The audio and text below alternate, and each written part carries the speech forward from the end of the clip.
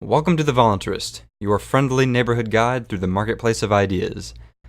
Why do people like democracy so much? We've all heard the saying, allegedly made famous by Benjamin Franklin, democracy is two wolves and a lamb voting on what to have for lunch. Why then do people not fear the potential dangers of democracy? Democracy has one very important characteristic which allows it to remain valid and even righteous in the minds of so many people despite its many flaws.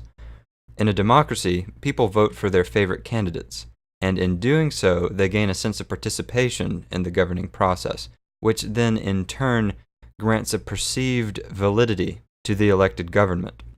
A common objection we tend to hear from those of us who are skeptical of democracy is that a true democracy is simply mob rule, the ruling majority over the subjected minority. And while this is true of direct democracy, by definition, most Western countries in practice simply do not have true democracies. Rather, they have representative democratic republics of one sort or another. Ultimately, what ends up happening in these countries is that the people elect politicians. They don't actually vote for laws directly. So the politicians appeal to public sentiment and then tend to do whatever they want once elected. This creates an oligarchy of sorts which may tend to lean toward the political ideologies of one group over another, but always tends to pursue its own interests. This is evidenced by the war being waged by the United States, which seems like it may never end, despite seemingly significant shifts in power over the past 16 years. So a more appropriate question for democracy proponents in modern Western nation-states would be the following. What assurances do you have that the democratic process will select the best candidates for office of those who run?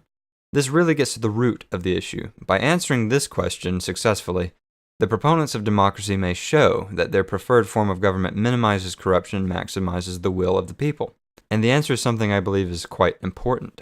The answer is, of course, when a majority vote is held on a large scale, the victor tends to be the person who articulated best the interests of the public at large. Then we may point out, what if there is only one person running for a position? What then, if there is no real choice to be made by the voting public? To this, the proponent may respond, if an appreciable portion of the population is underrepresented in the election process, they would put forward a candidate to run and argue in their favor, and this would solve the problem. Do you see the point yet? The only safeguard democracy has from becoming a corrupt oligarchy is the competition between two or more candidates vying for political power. When a politician is trying to appeal to public sentiment, they are in fact seeking to increase their consumer preference on the marketplace. Why does democracy tend to work better than a dictatorship or other authoritarian forms of government? It's because the forces of competition are allowed to work just a little bit more effectively. I would argue that it's also evident that simply being able to choose between one candidate and another is not enough competition to overcome the inadequacies present in most Western systems. However, now that we know what makes democracy relatively better when compared to less free forms of government, what would happen if we expanded that? What would happen if we took this idea of the government competing with itself to promote public interest and expanded it to come up with a system of government which maximized this aspect? Let's take a moment to appreciate the power of this perspective. A deep love of democracy has been massaged into the psyche of Western civilization for many generations now. We've had many debates over its flaws and heard many people claim how wonderful it is to be able to choose who the rulers are. It's nearly universal now in Western civilization for people to defend democracy tooth and nail despite its flaws for two reasons. They know having a say in how they're governed is better than having no say at all, and they don't see a better alternative. Here I'm pointing out that the thing people love most about democracy, the ability to choose who rules them, is also their participation in the marketplace as consumers. The state has reduced their capacity to choose so that the only choice to be made is between the rulers. Who will rule us? What if we had additional choice to decide on which programs our tax money was spent on, how much we're taxed, what the punishments for certain crimes should be, and so on?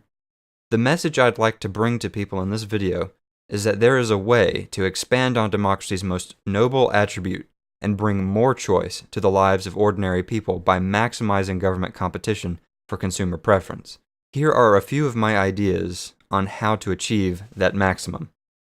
The roles of government could be privatized, thus adding another layer of competition for consumer preference, because consumers would then be able to directly choose which programs to fund voluntarily by bringing their business to those aspects of government that had been privatized. The police, healthcare subsidies, infrastructure subsidies, security, welfare, entitlement programs, education, environmental protection, justice, everything. Privatize it all, so that every aspect of government must answer directly to the people they claim to serve and must actually generate value to society in order to continue. We know a business is valuable to society when people choose voluntarily to spend money on its services. When a government has the authority to force people to pay for all of its programs, it loses the competitive ability to see the relative value of its various services to society. Privatizing government in this way would essentially turn all aspects of government into separate businesses, and because they are privatized, those programs which do not offer value to society will be put out of business because people aren't buying what they're selling, so to speak. For example, the welfare program currently has around a 70% administrative overhead, which I've covered on this channel before. It would be forced by other private charities with lower overheads to reduce that in an effort to become more competitive and be more useful to the people they're actually helping, or it would lose a lot of business to more effective charities. This privatization of the state would ultimately lead to a separation of state and geography, because each role of government formerly held as a de jure monopoly may now become a new industry in the marketplace, unbound by arbitrary bureaucratic borders. This is called a polycentric or decentralized model of government, and is a growing topic of discussion within the liberty movement, thanks to Murray Rothbard, Gerard Casey, and Darrell W. Perry, just to name a few. The best thing about democracy, shining through its many flaws, is the sliver of consumer choice allowed to the citizenry when deciding who will rule. Why can't we take that and expand it to make our system of governance as great as it possibly can be? The next time you have a conversation about democracy with your friends, throw this argument their way and see what happens. It may also have applications in convincing statists of the value of competition in the marketplace, so I may do a video on that in the future. Thank you for watching, and I'll see you in the next one.